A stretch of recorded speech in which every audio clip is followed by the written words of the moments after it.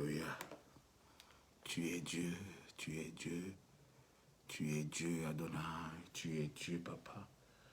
Que l'honneur te soit rendu, que la gloire te soit rendue, le Seigneur de gloire. Merci encore Papa. Merci Jésus. Merci Jésus. Le véritable, merci Jésus. Le véritable, merci Jésus, le Tout-Puissant. Merci Jésus, le Roi des gloires. Alléluia. Alléluia. Alléluia. Je te salue, bien-aimé, au nom de Jésus. Je te salue. Je veux que tu puisses déjà appeler quelqu'un parce que nous sommes déjà en live. Nous voulons partager la parole de Dieu avec quelqu'un aujourd'hui. Nous voulons bénir Dieu.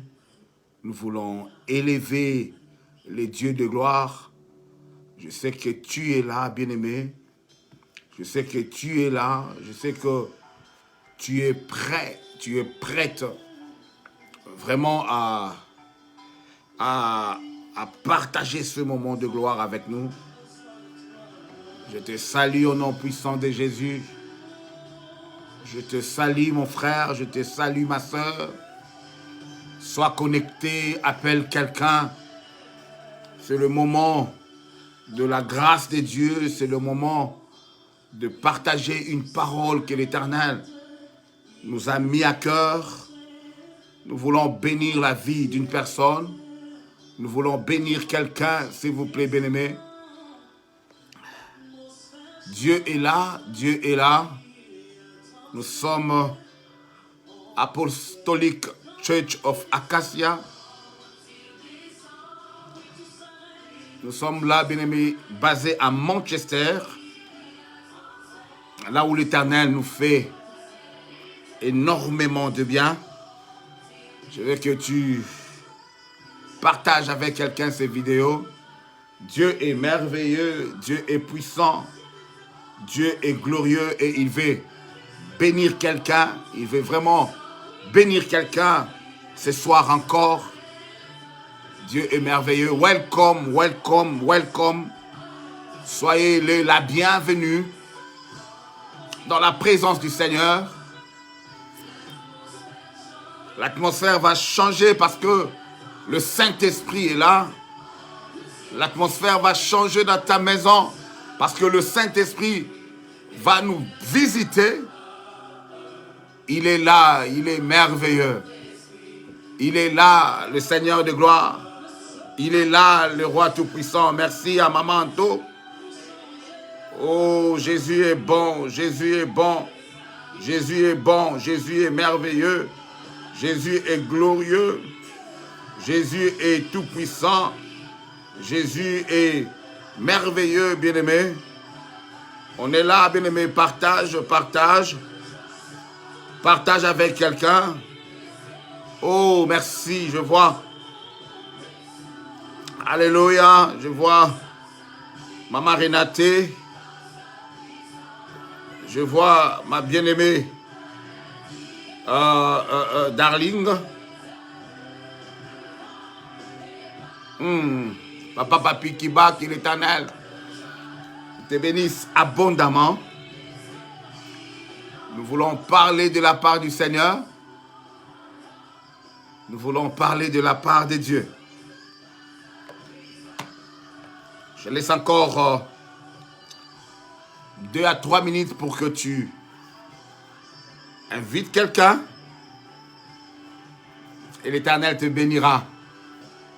Welcome, welcome, là où tu es. Soyez vraiment le bienvenu.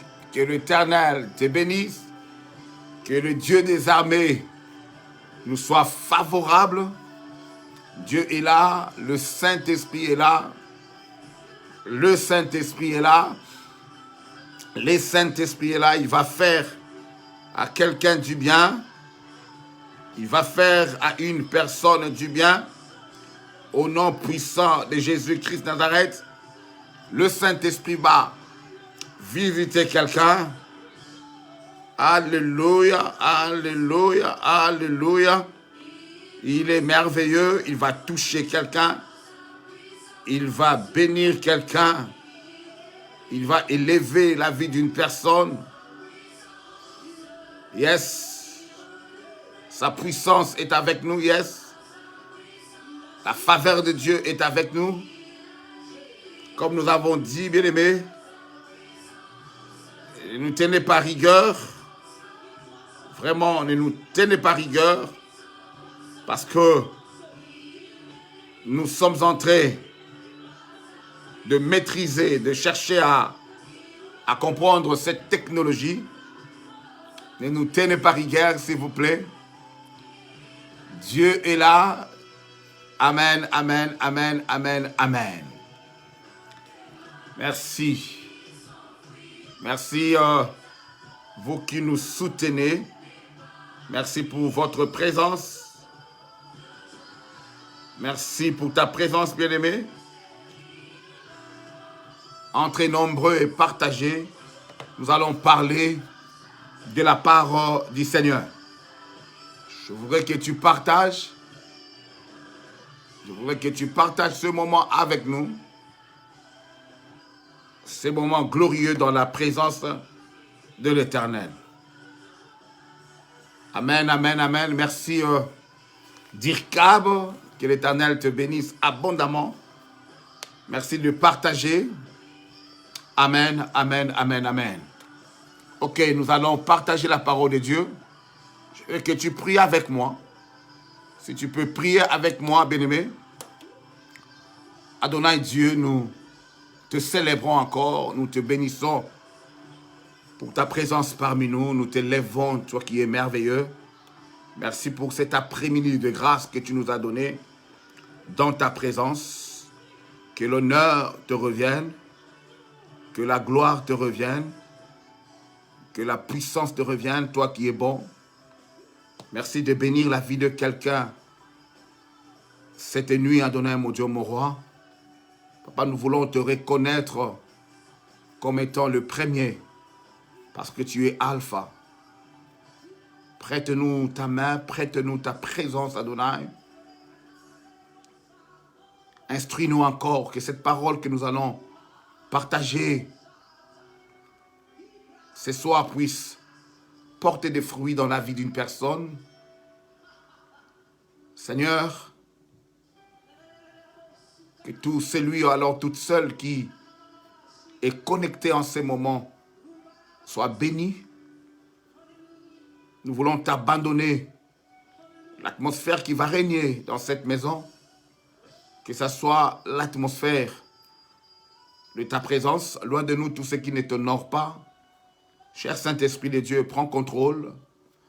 Au nom puissant de Jésus-Christ, couvre-nous par le sang de Jésus et que nous puissions avoir la révélation de la parole que nous allons partager ce soir dans ta présence.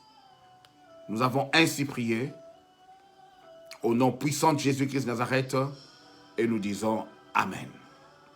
Amen. Bien-aimés, nous voulons parler de la part du Seigneur. Je me présente encore, je suis le pasteur Jules Ndongala, je suis basé à Manchester. Et l'Éternel nous a donné une mission, une église qui s'appelle Apostolic Church of Acacia.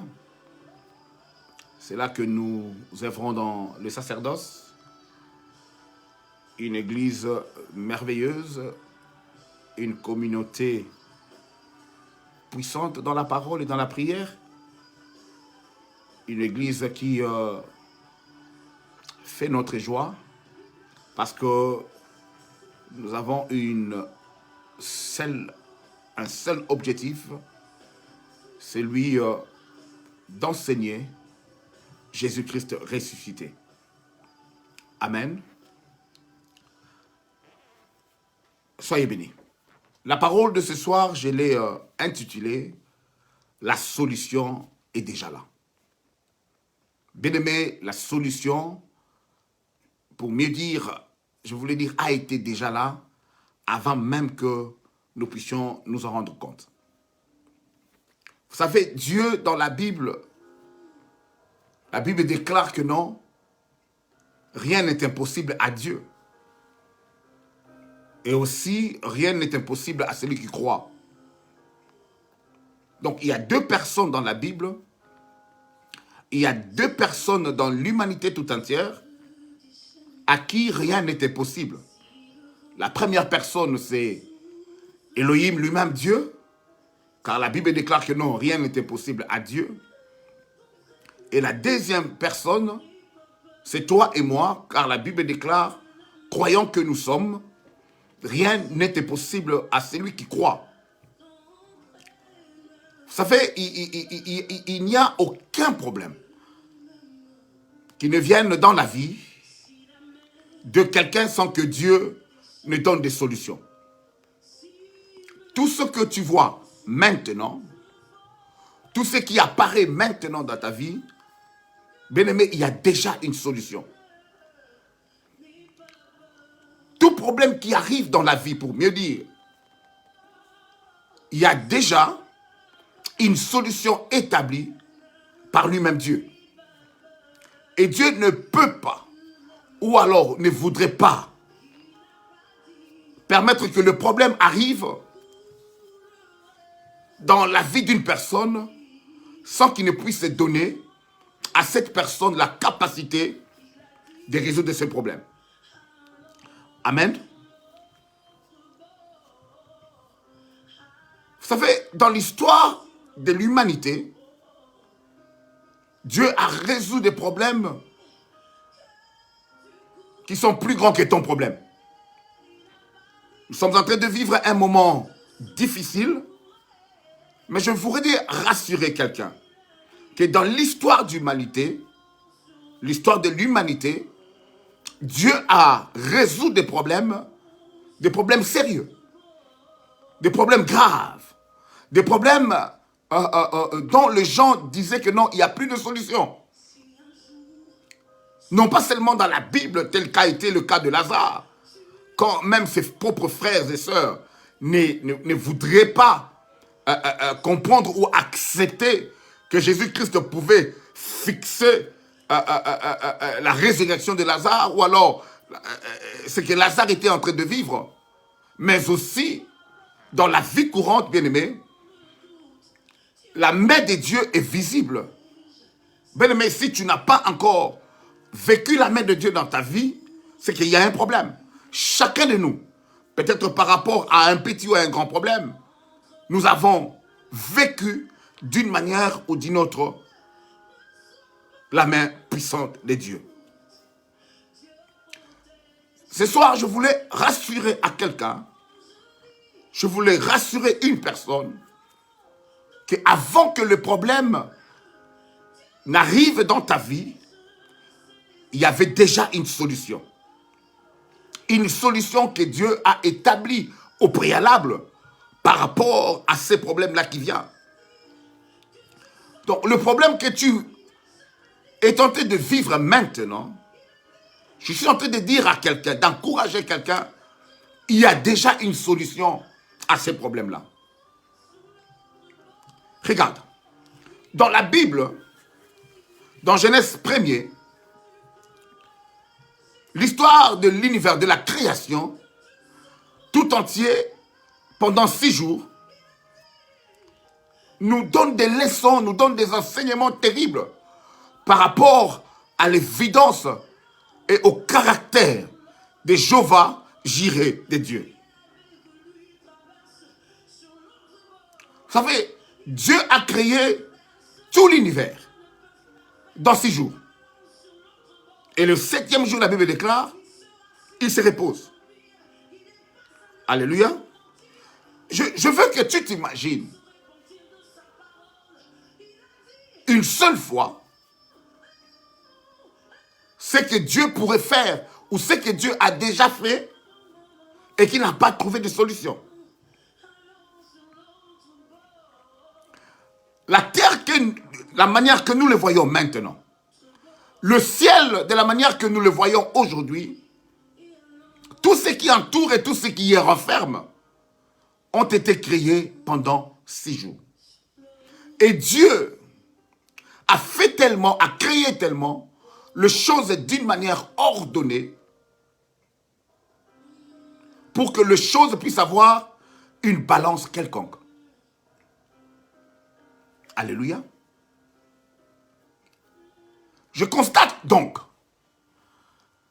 que dans ces 6 jours-là de la création, Dieu a établi tout ce qu'il a créé d'une manière ordonnée.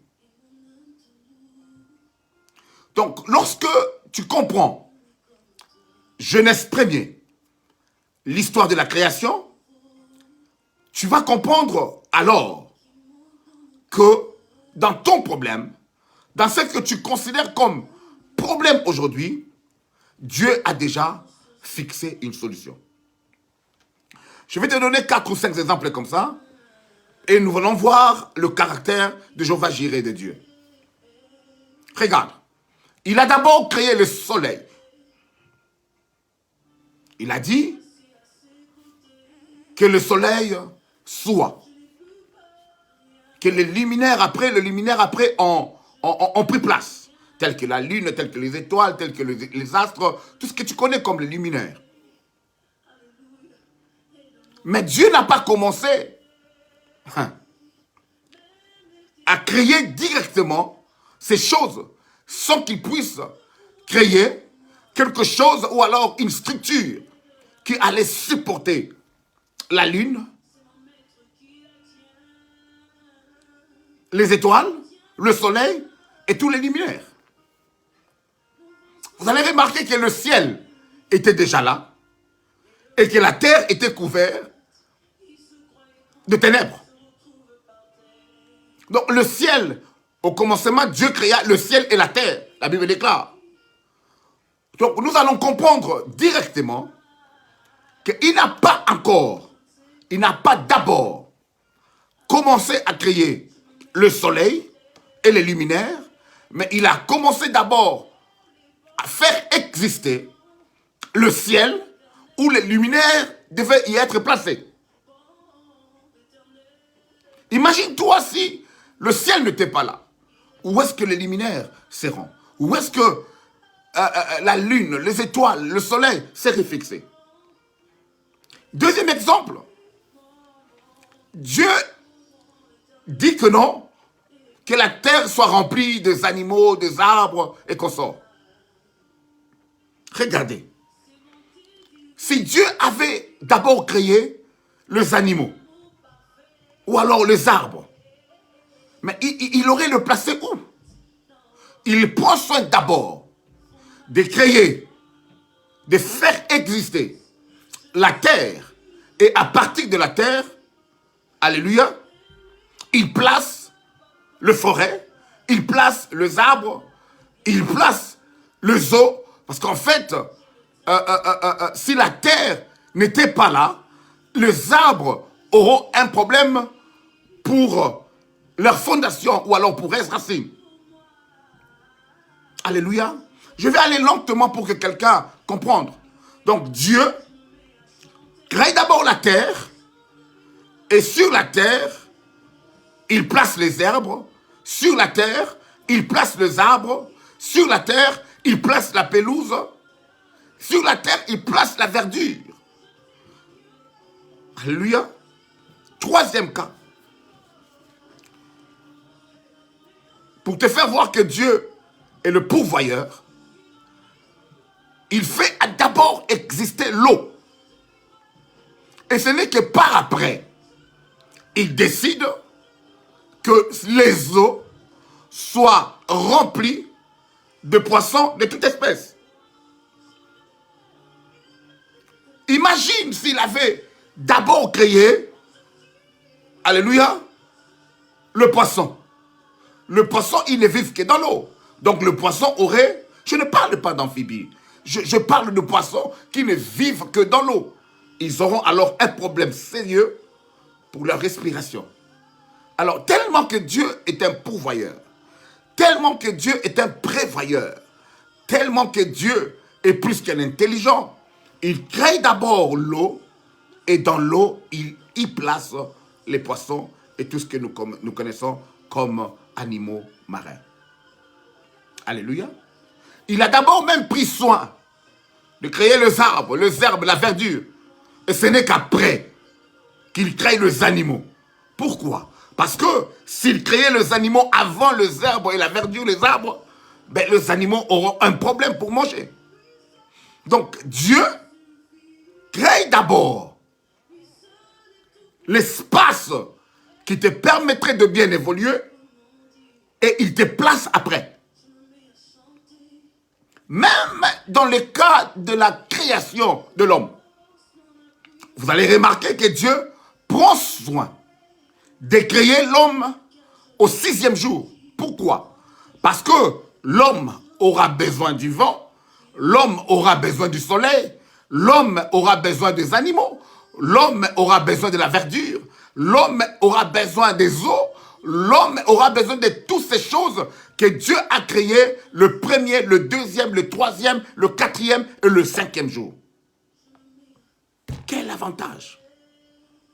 Donc Dieu, quand il te crée, quand il me crée, il a déjà arrangé. Et plus fort encore, il ne te laisse pas dans la terre libre. Il crée pour toi encore un jardin où tout y est. Alléluia. Je suis en train de parler de la solution. Est déjà là. La solution pour ton problème est déjà là. La solution pour ton mariage est déjà là. La solution par rapport à tes enfants est déjà là. La solution par rapport à ton église est déjà là. La solution par rapport à tes tracas, à tes questions est déjà là. Je disais que non, Dieu a fait des choses d'une manière ordonnée. Cela veut dire quoi? Les structures que Dieu a mis en place le 1er jour étaient une provision pour les structures qu'il a mis en place le 2e jour. Les structures qu'il a mis en place le 2e jour étaient une provision pour les structures qu'il a mis en place le 3e jour. Les structures qu'il a mis en place le 3e jour étaient une provision pour le 4e jour et ainsi de suite. Et à la fin, quand il crée l'homme le 6e jour, toutes les structures qui étaient avant l'homme, c'est une provision pour l'homme. C'est une solution pour l'homme. Alors, c'est pour construire une maison, l'homme a besoin des bambous qui sont déjà là et il crée sa maison. Pour manger, l'homme a déjà tous les légumes qui sont là, pour tous les poissons qui sont là. Donc, la solution est déjà là. Mais je vais aller un peu deep, un peu profond par rapport à cette pensée. Prendre par exemple les gens de la Bible, lorsqu'ils ont eu des problèmes, lorsqu'ils étaient affrontés par des questionnements, lorsqu'ils avaient des situations difficiles, la solution était déjà là, mais ils ne voyaient pas la solution.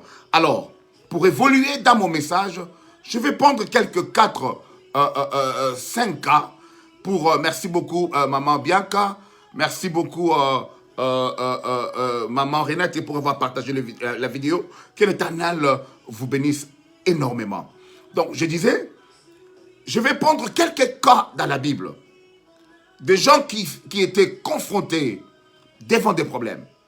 Et que Dieu avait déjà mis la solution à leur portée, mais ces gens ne pouvaient pas voir que la solution était déjà là.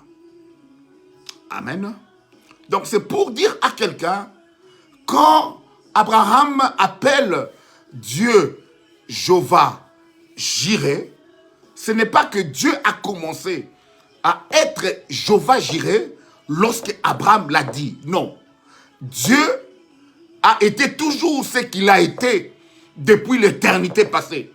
C'est à nous maintenant de découvrir les valeurs qui se trouvent en Dieu, les capacités qui se trouvent en Dieu, et c'est une découverte pour nous. C'est pour ça que la Bible déclare que non, la gloire de Dieu, c'est de cacher les choses, mais la gloire des rois, c'est de cacher ce que Dieu, c'est de découvrir ce que Dieu a caché. Donc Dieu n'est pas alpha parce que toi tu le dis. Dieu n'est pas Jéhovah Rapha parce que toi tu as été guéri. Non, non, non, non. Tu l'as découvert, mais Dieu l'a été avant même que l'humanité ne soit. Amen, amen, amen. Amen, amen, amen. Amen, amen, amen. Je voulais dire à quelqu'un que Dieu est ta solution. Que Dieu a déjà pourvu pour toi des solutions qui sont déjà là, mais c'est à toi de renouveler ton intelligence, de voir avec les yeux spirituels pour que tu puisses découvrir les solutions qui sont déjà à ta portée. Donc cela veut dire quoi? Avant que le célibat ne soit, Dieu avait déjà créé le mariage. Avant que la maladie ne vienne, Dieu avait déjà créé la guérison. Avant que le trouble ne vienne, Dieu avait déjà créé la paix. Alléluia. Avant que, bien aimé, la pauvreté ne vienne, Dieu avait déjà créé la richesse. Avant que, bien aimé, je ne sais pas, tu peux nommer tout ce que tu veux, je te dirai une chose, que la solution est déjà là. Nous allons aller maintenant balancer quelques écritures dans la Bible et nous allons voir ce que l'Éternel a fait exactement par rapport à ces personnes. Amen, amen, amen. Premier cas dans la Bible, bien aimé, c'est le cas de cette dame que beaucoup de gens dans la Bible, ou alors beaucoup négligent. Nous négligeons cette femme-là. Elle s'appelle Agar. Et je suis dans le livre de Genèse 16, versets 1 à 10.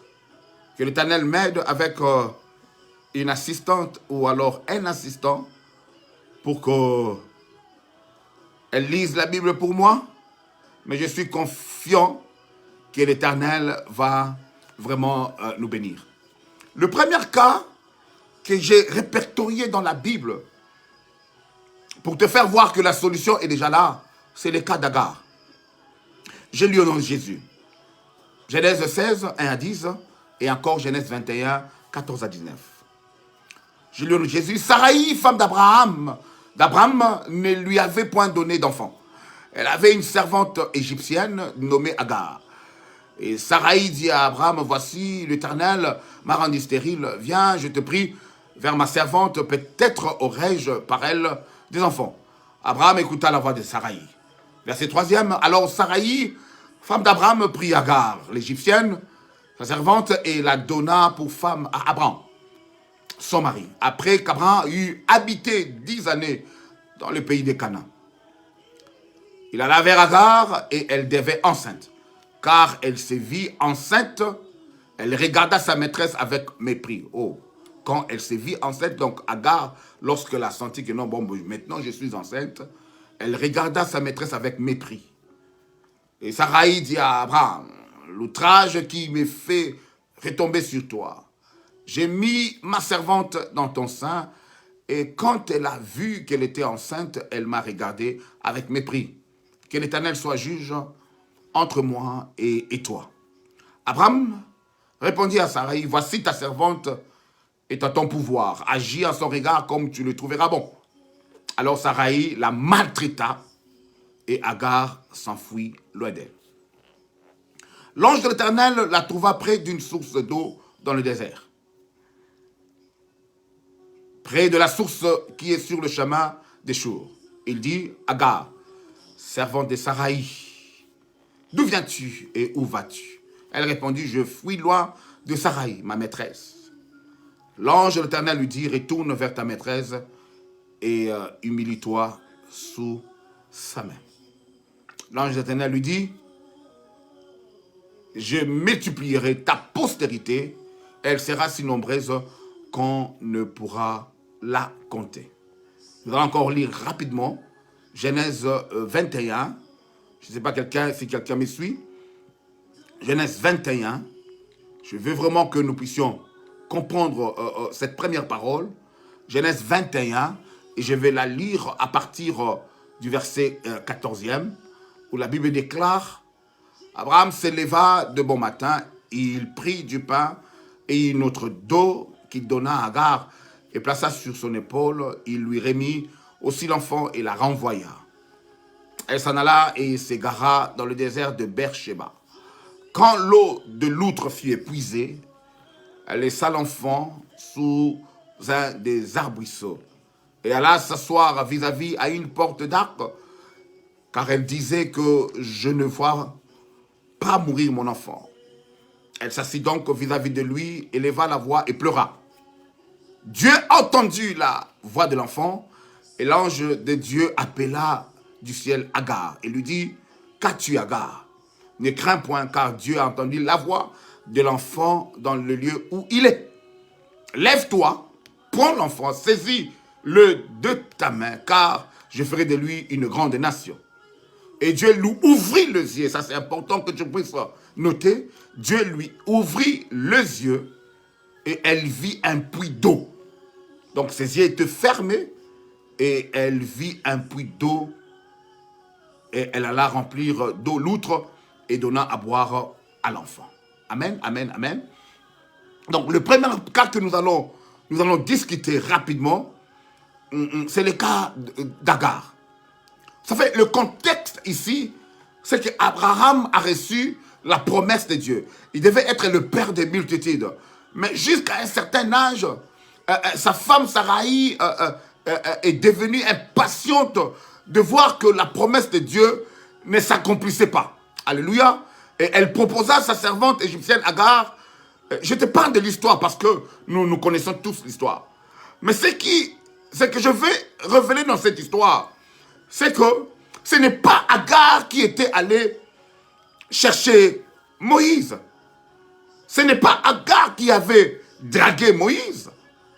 C'était elle-même, Saraï, par rapport à son impatience, par rapport à la manque de foi de la parole de l'Éternel. Elle a déjà commencé à manquer de foi lorsque les trois suspects, les trois anges, les trois êtres mystiques ont apparu à Abraham.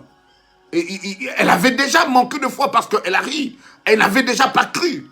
Et lorsqu'elle n'a pas cru, ça continuait avec elle jusqu'à ce qu'elle a perdu confiance, jusqu'à ce qu'elle a perdu espoir. Mais je vais ouvrir une parenthèse pour dire à quelqu'un, quand Dieu dit quelque chose, bien aimé, la chose s'accomplira et la chose s'accomplira certainement. Pourquoi? Parce que Dieu n'est pas un homme pour mentir. Quand il dit quelque chose, la chose s'accomplit. C'est pour ça Habakkuk dit que non, voici je me tiens à ma poste, je suis en train d'attendre. La promesse, ça s'accomplirait. Et même si ça tarde, j'attendrai parce que ça s'accomplirait certainement. Je suis venu dire à une sœur, je suis venu dire à un homme, mais attendons la promesse de Dieu. Aujourd'hui peut-être tu ne vois rien. Aujourd'hui peut-être c'est rien. Mais demain la promesse de Dieu s'accomplira et ça s'accomplira certainement. Alléluia.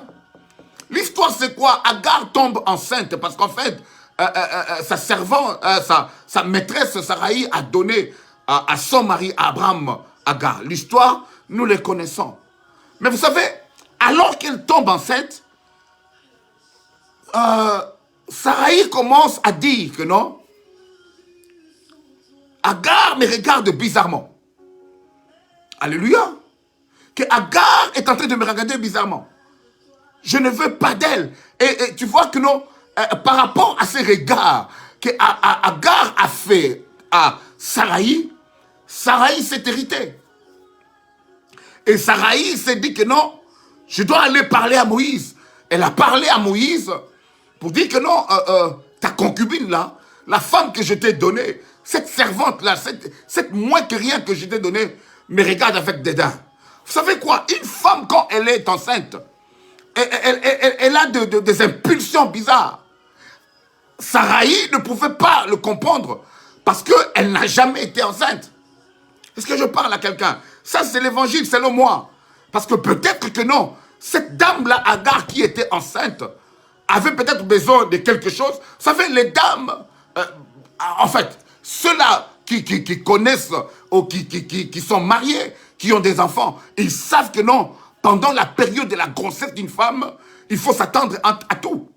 Je ne sais pas si tu as déjà regardé ce théâtre, Lianza, Mama, et qu'est-ce que tu as fait à Sao Sao. Cette dame-là pouvait envoyer à son mari à minuit d'aller chercher les safous. Alléluia. Ce n'était pas que non, je vais faire souffrir mon mari. C'est peut-être les impulsions, le besoin qu'une femme peut ressentir lorsqu'elle est enceinte. Saraï ne connaissait pas cela. Peut-être, je dis bien peut-être, que cette dame-là, la grossesse l'a beaucoup dérangée, qu'elle a été déformée de figure. Peut-être c'était, tu vois, quand une femme est enceinte, peut-être qu'elle peut jeter la salive en fermant la figure. Mais nous les avons vécus.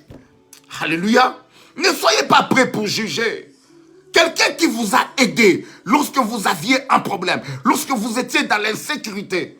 Alors, quand elle est enceinte, vous allez remarquer, parce qu'elle portait encore quelque chose que Saraï voulait, certainement. Saraï, par rapport à ses comportements, pouvait chasser Agar. Mais tellement que Agar avait quelque chose en elle, que Saraï avait besoin.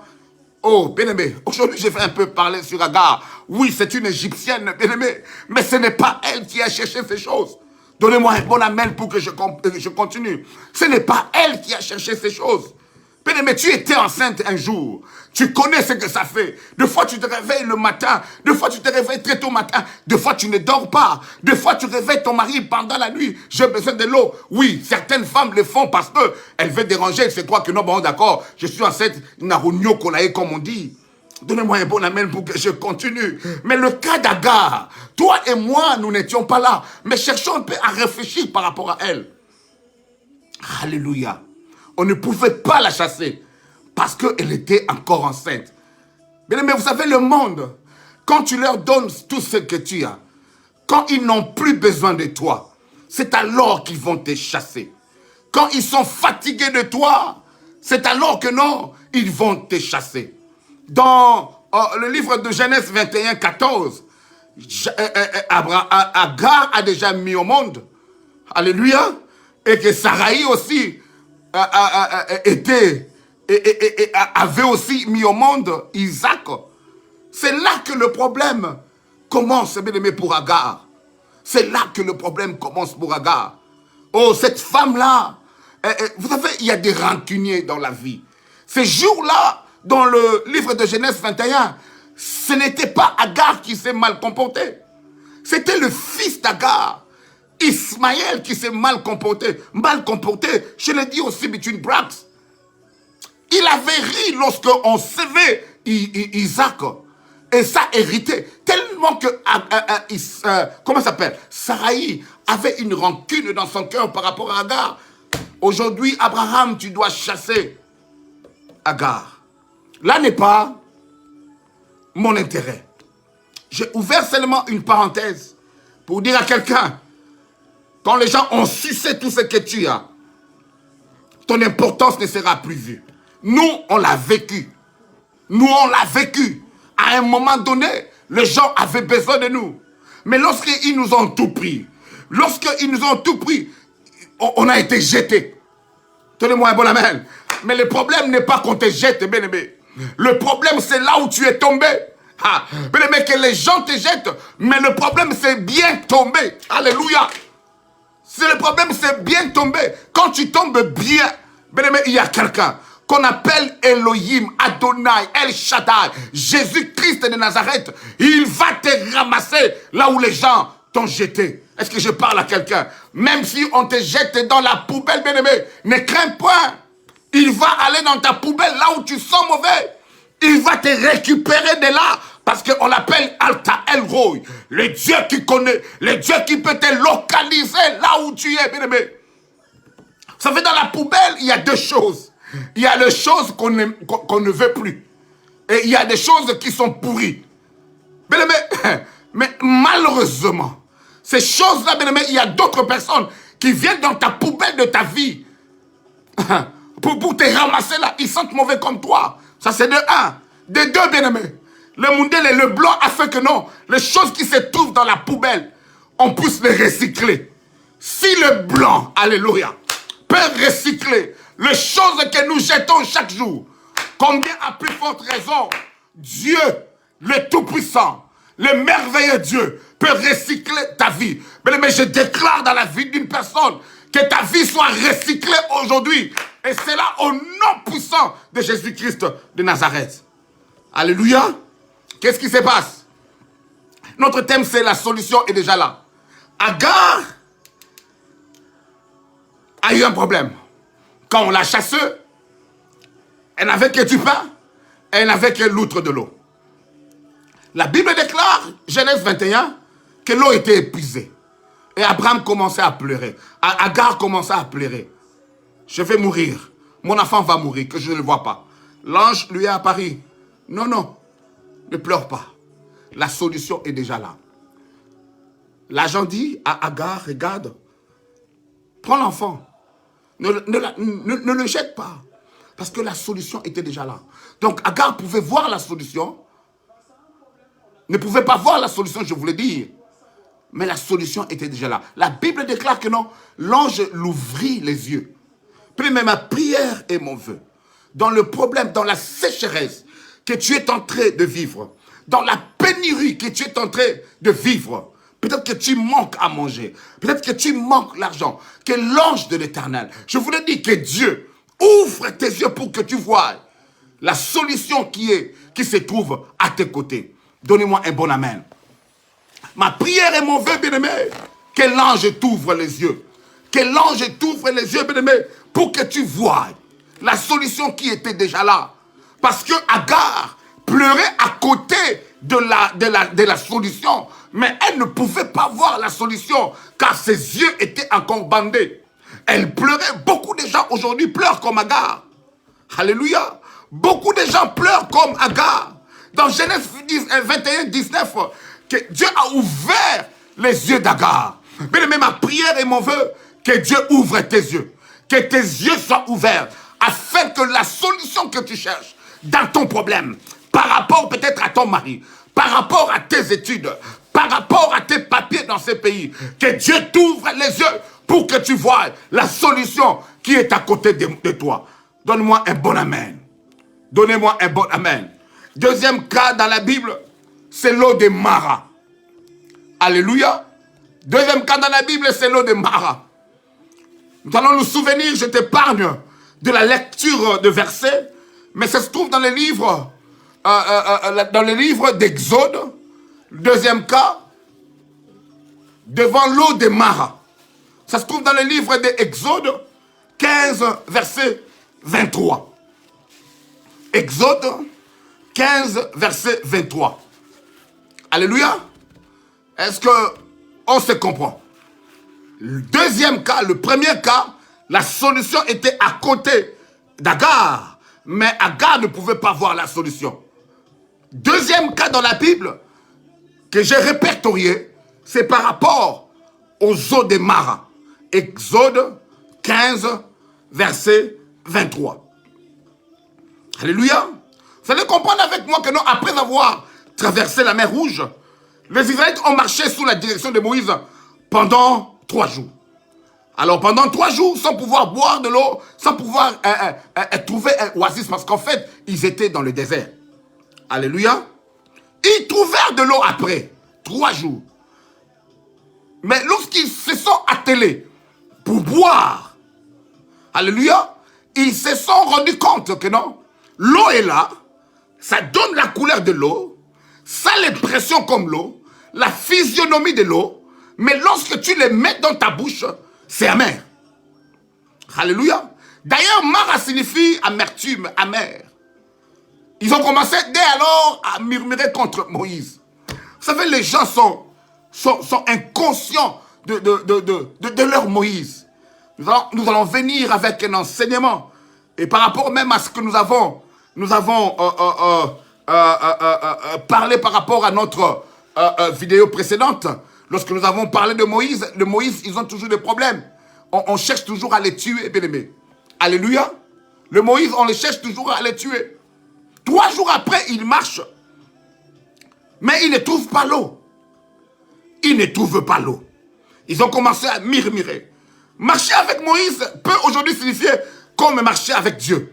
Cela peut être t'est arrivé. Tu marches avec Dieu et que dans ton chemin, tu trouves ce qui devrait être une bénédiction. Mais tu ne peux pas comprendre que non, je ne peux pas m'en servir. Parce que la bénédiction est là, mais c'est une bénédiction amère. Qu'est-ce qui se passe? Il t'a peut-être béni avec un enfant, mais tu trouves que l'enfant ne te donne pas la joie, parce qu'il y a des gens qui ont mis le monde, mais des enfants qui ont des problèmes peut-être de morphologie, qui ont des problèmes peut-être d'ordre sanitaire, qui ont des problèmes peut-être, l'enfant ne parle pas bien, l'enfant c'est un bandit. Au lieu de donner la joie à la maman ou alors aux parents, l'enfant est en train de donner l'amertume. Donc l'enfant qui bénit, l'eau qui représentait une bénédiction, au lieu que ça soit réellement la bénédiction, mais ça commence encore à déranger le cœur. Je suis venu dire à quelqu'un, la solution est déjà là. Là, je parle aussi à moi-même, bien-aimé. Dieu t'a béni avec un mari. Oh, mon mari, je suis marié. Peut-être là, mon sapi. Je suis là, je suis marié. Mais quand dans le mariage, tu es en train de vivre l'enfer, la bénédiction, la Bible déclare que non, celui qui trouve une femme trouve le bonheur. Dieu t'a béni avec une femme, mais dans la maison, cette femme-là, c'est comme une garde civile. C'est comme quelqu'un qui t'amène toujours des problèmes. Alléluia. Donc tu te dis, est-ce que c'est Dieu qui m'a envoyé dans ces mariages? Est-ce que c'est Dieu qui m'a béni? Donc la bénédiction qui devait être une bénédiction, mais en réalité tu ne le sens pas, tu ne le vois pas, tu ne le vis pas. C'était pareil avec les enfants d'Israël. Ils ont vu l'eau, mais lorsqu'ils ont voulu boire l'eau, l'eau était amère. Alléluia. Alléluia. Alléluia. Je suis venu dire à quelqu'un, les problèmes viendront, des attaques viendront, mais c'est Dieu qui a le dernier mot. La Bible déclare qu'ils te feront la guerre, mais ils ne te vaincront jamais. Moïse a imploré Dieu. Moïse a imploré l'Éternel. Dans la version peut-être, la Bible déclare, dans la version peut-être, la Bible dit, Moïse cria vers l'Éternel. Mais les cris, ce sont des prières. Alléluia. La Bible déclare que non. Dieu indiqua à Moïse un bois qui était à ses côtés. Et Moïse a pris ce bois, il l'a jeté dans l'eau et l'eau est redevenue normale. Alléluia. La solution avant que Moïse ne vienne devant la mer ou alors l'eau de Mara. L'eau de Mara était toujours amère. Mais il aurait fallu. Alléluia. Beaucoup de gens ont passé devant cette eau. Ils n'ont pas pu l'utiliser. Mais Moïse a prié à Dieu. Et Dieu lui a donné, pas plus loin, un bois qui était là à côté. Et lorsque Moïse a pris ce bois, il a appliqué, il a mis ça dans l'eau de Mara, et l'eau de Mara était devenue une eau normale. Alléluia. Je suis venu dire à quelqu'un que devant ta situation, la solution est toujours là. Alléluia. Lorsque tu as des problèmes, bien-aimé, pourquoi pas? Parce qu'il y a dans la Bible les gens aussi qui ont jeté le sel pour purifier.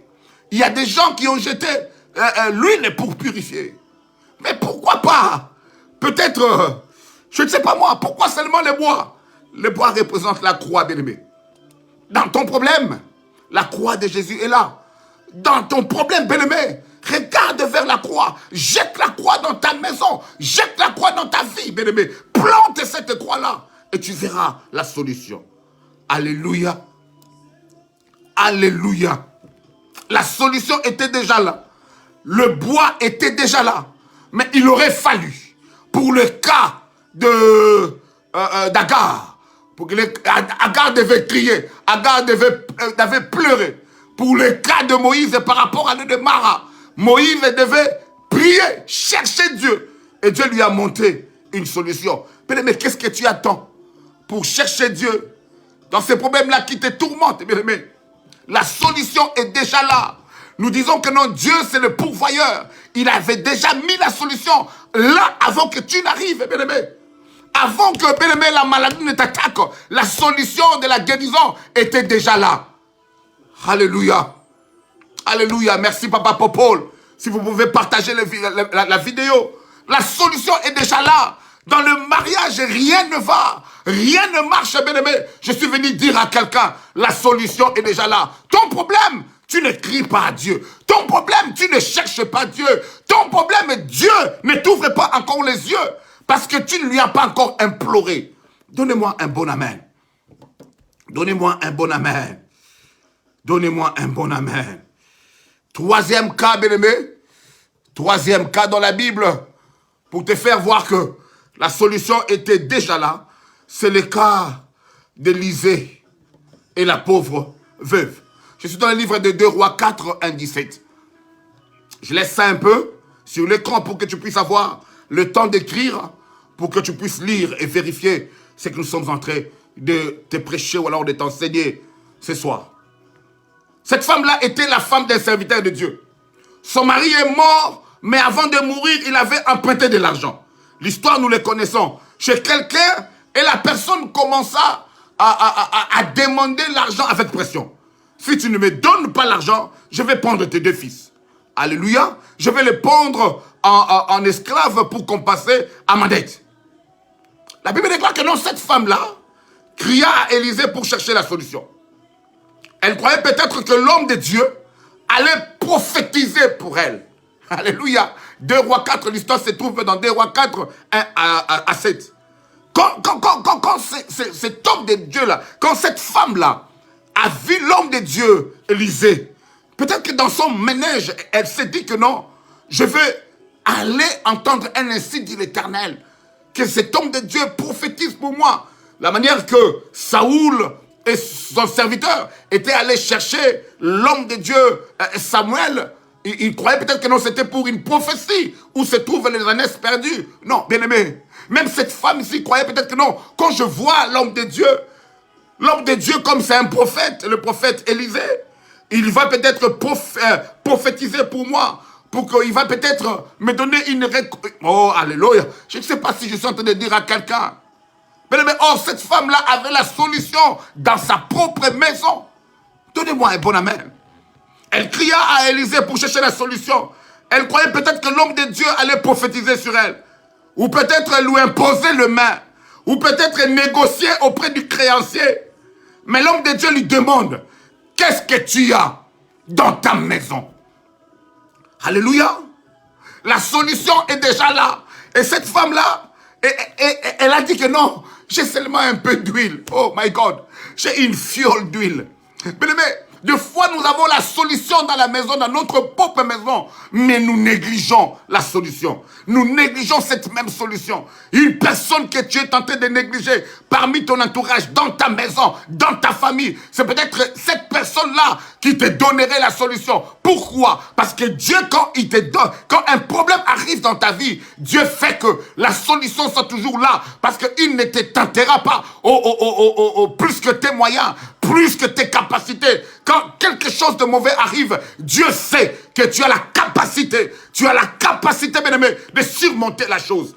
Est-ce que je parle à quelqu'un? L'homme de Dieu n'a pas demandé à cette femme-là, qu'est-ce que tu as dans la maison de ta maman ou alors de ton père? Non, il lui a demandé, qu'est-ce que tu as dans ta maison? Alléluia. Bien aimé, un peu d'huile, vous connaissez l'histoire. Un peu d'huile que cette femme-là avait. L'homme de Dieu lui a dit, va emprunter de vase chez les voisins. Là, je vais encore ouvrir une parenthèse. Comment on appelle ça? Les relations de bon voisinage. Si tu n'as pas une bonne relation de bon voisinage avec tes voisins, comment est-ce que tu vas aller emprunter le vase? Tu t'es chamaillé avec tout le monde. Tu repousses tout le monde. Maintenant, on veut te bénir. On veut te bénir avec une grande bénédiction. Mais tu dois aller emprunter le vase. Mais ça arrive, bien aimé. Relation de bon voisinage.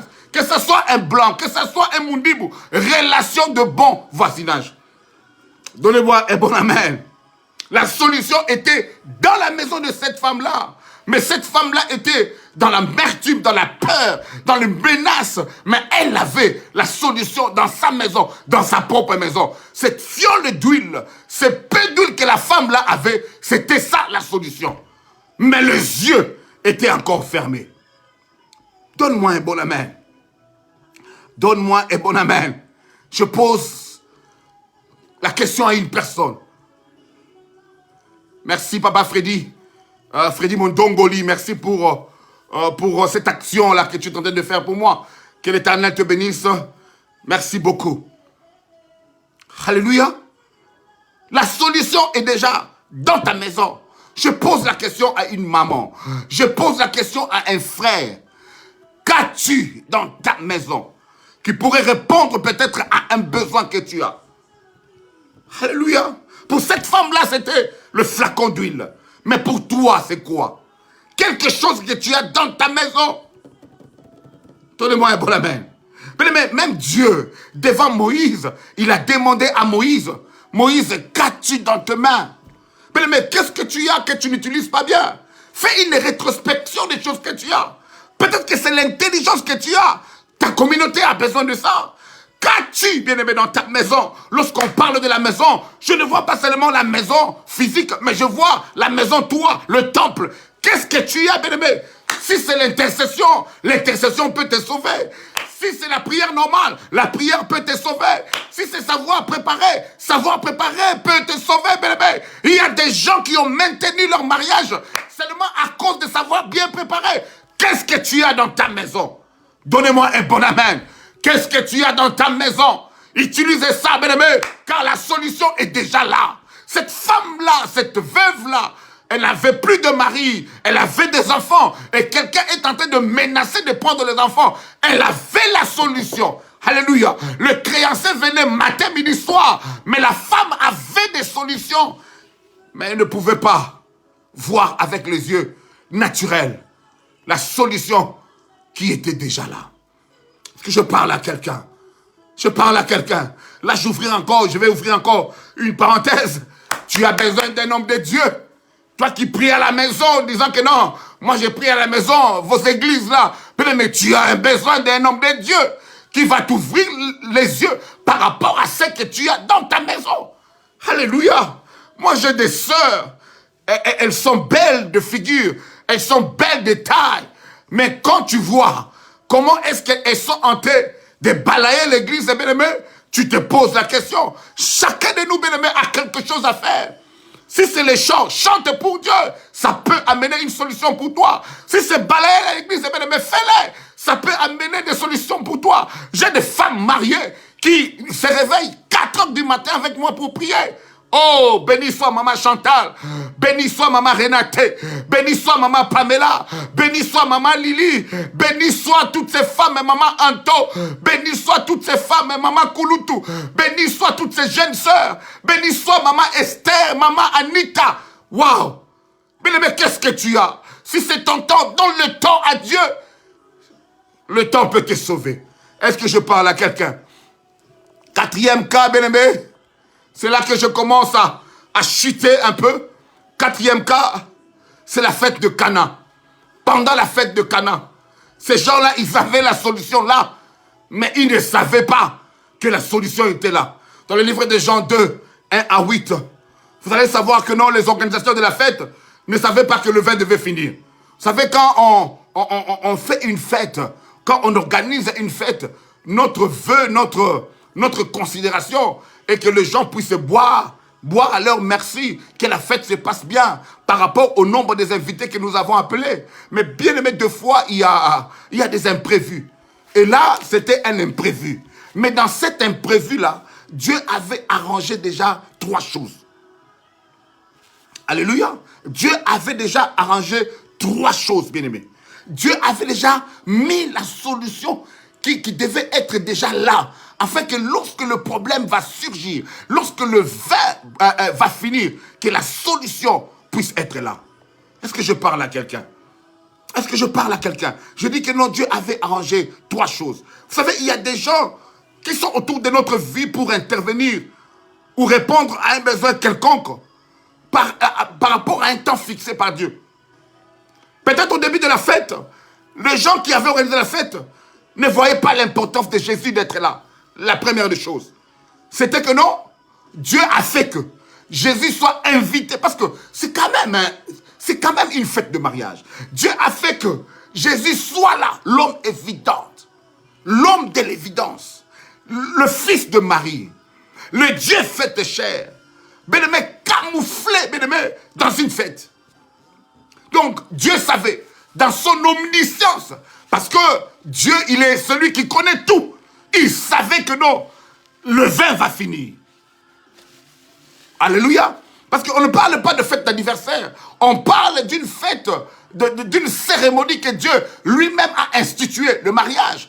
Donc il faut simba. Parce que la Bible déclare que non, que le mariage soit honoré de tous. Donc ces mariages-là devaient être honorés même par les invités. Mais Dieu, dans sa préséance, the all-knowing God, dans sa préséance, il a fait que non, première des choses, que Jésus soit invité dans cette fête-là. Il avait quel âge cet homme-là? Il avait moins de 30 ans parce qu'il a dit à sa maman que non, mon heure n'est pas encore arrivée. Parce que son heure était arrivée à 30 ans lorsqu'il a commencé le ministère terrestre jusqu'à 33 ans. Donc il avait moins de 30 ans, invité dans un mariage. La deuxième des choses, Dieu a fait que non, que, comment on appelle ça? Le vase qu'on utilisait pour la purification des Juifs, c'est-à-dire pour l'ablution, soit là. Mais c'était des vases négligés. Alléluia.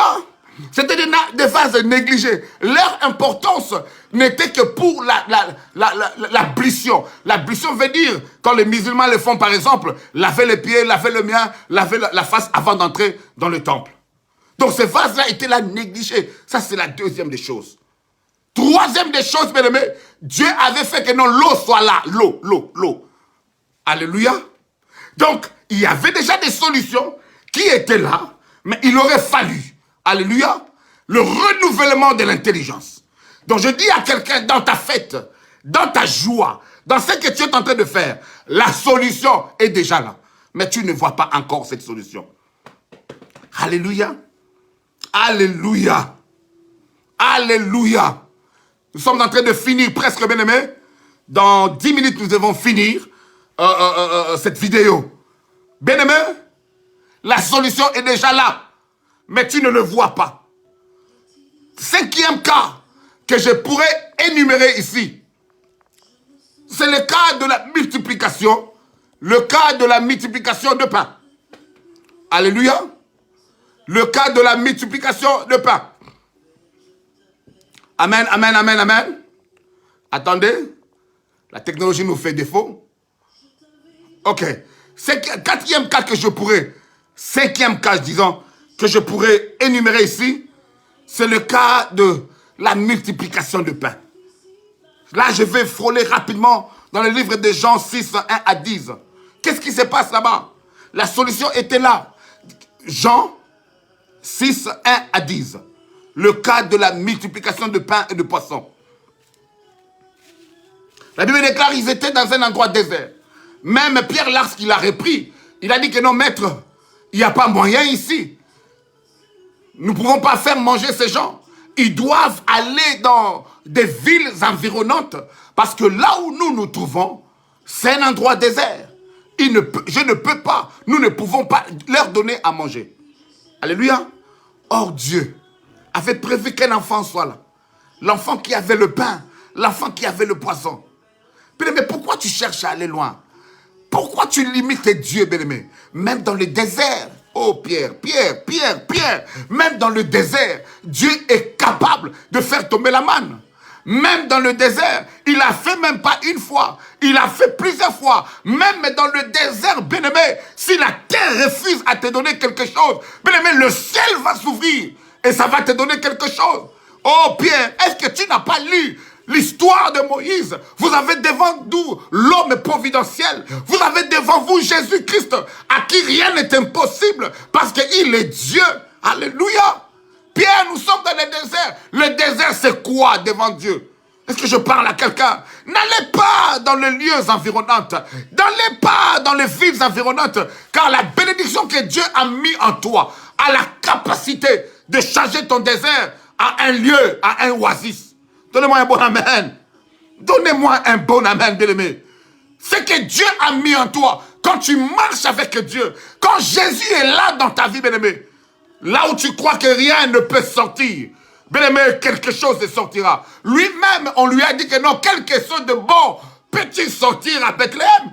Bien-aimé, là où tu penses que rien, quelque chose de bon ne peut pas sortir, bien-aimé, aussi longtemps que tu marches avec Elohim, aussi longtemps que tu marches avec Dieu, oh my God, bien-aimé, quelque chose de bien sortira. La solution est là.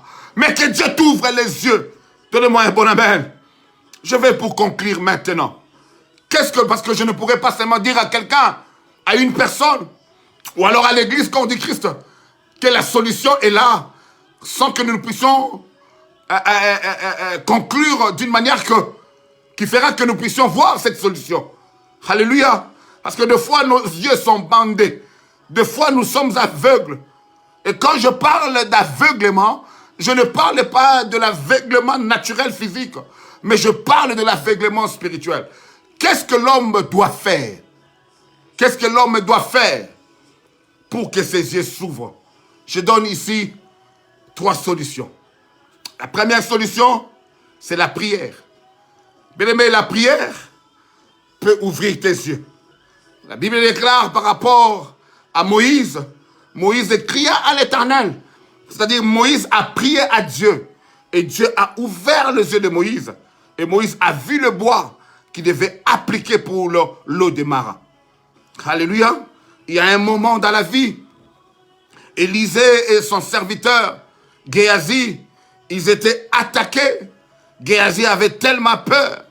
Mais la Bible déclare dans 2 Rois 6, verset 17, que Élisée a prié pour que les yeux de Géasi soient ouverts. Et lorsque les yeux de Géasi étaient ouverts, bien-aimé Géasi a vu qu'ils avaient une armée forte tout autour d'eux. Ma prière et mon vœu, Adonai, que tu sois un homme de prière.